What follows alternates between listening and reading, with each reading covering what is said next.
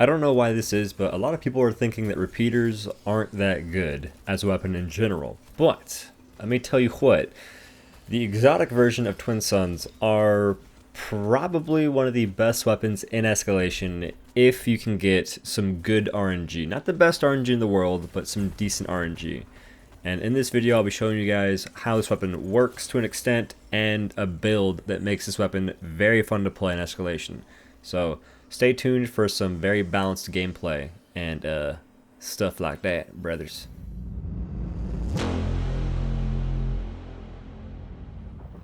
What's going on, guys? My name is OhDough, and today I want to make a build video for the Twin Suns in Escalation. And I want to do this because the Twin Suns are a really fun weapon to play, and they're also a crit weapon.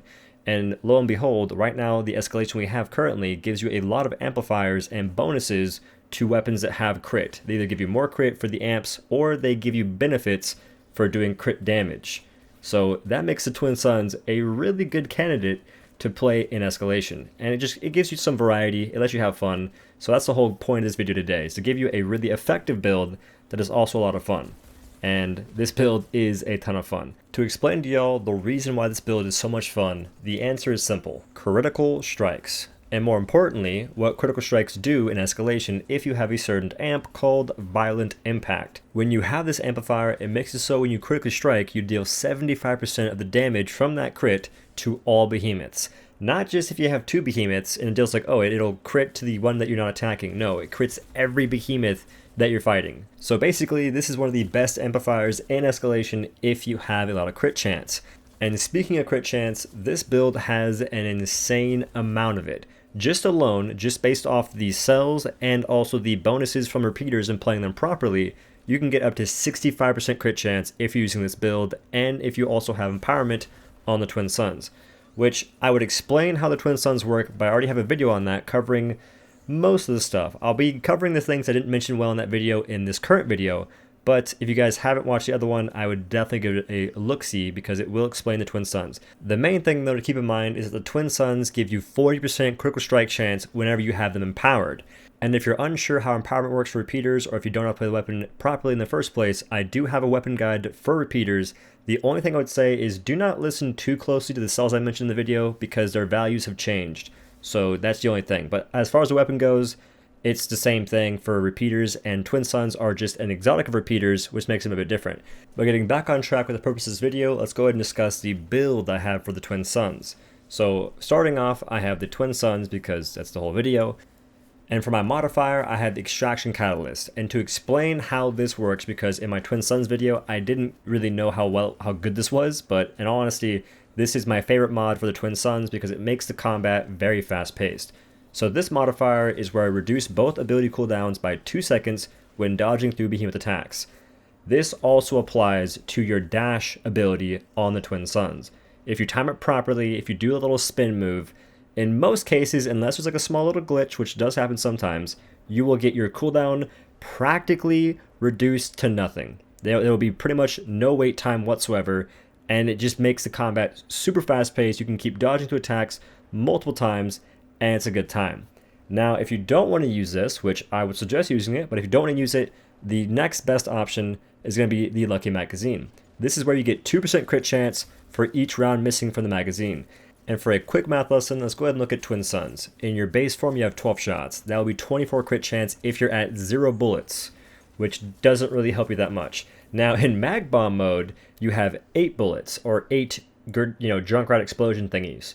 So in this case, you'll have 16% crit chance, and this does help you out because when you detonate it, that crit chance will stay. So that's pretty helpful. But this is still not as good as Extraction Catalyst. Just saying, mark my words on that one.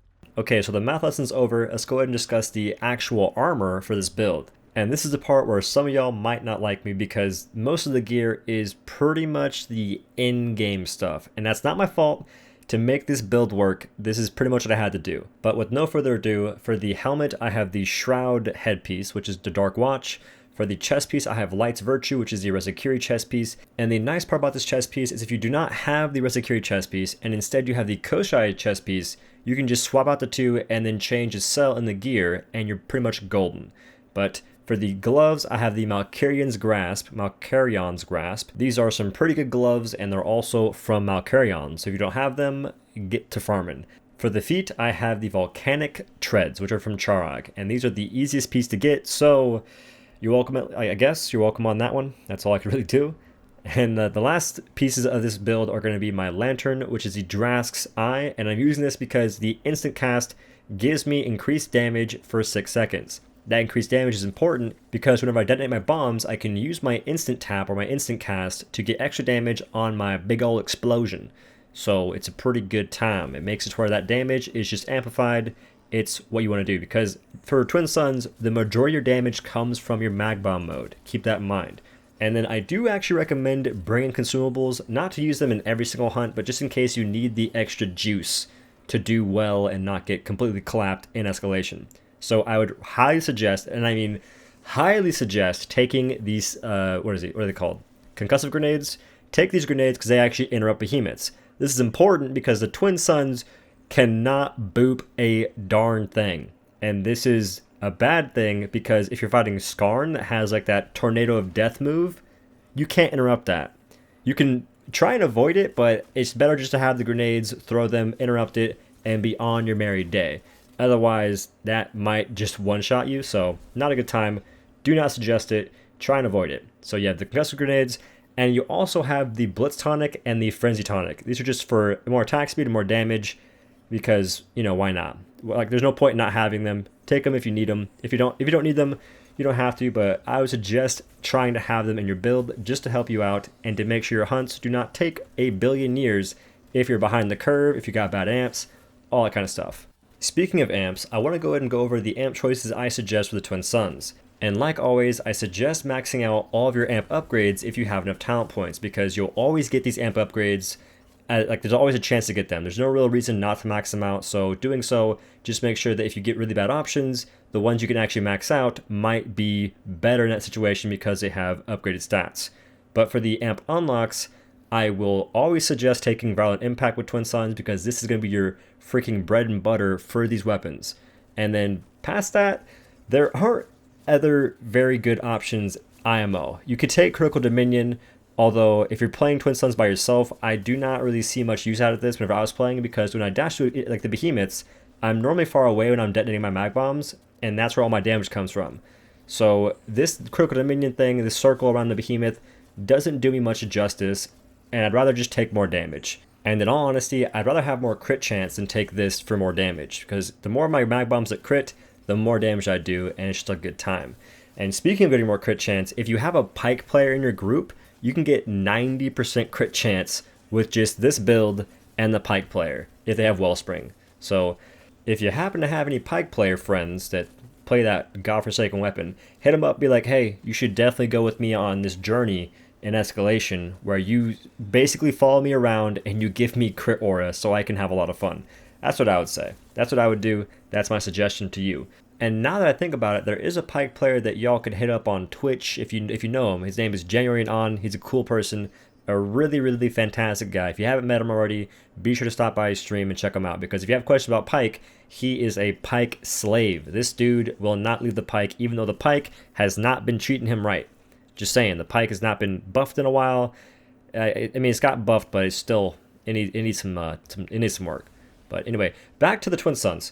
There are some tips I have for this weapon, and those tips are use your dash a lot.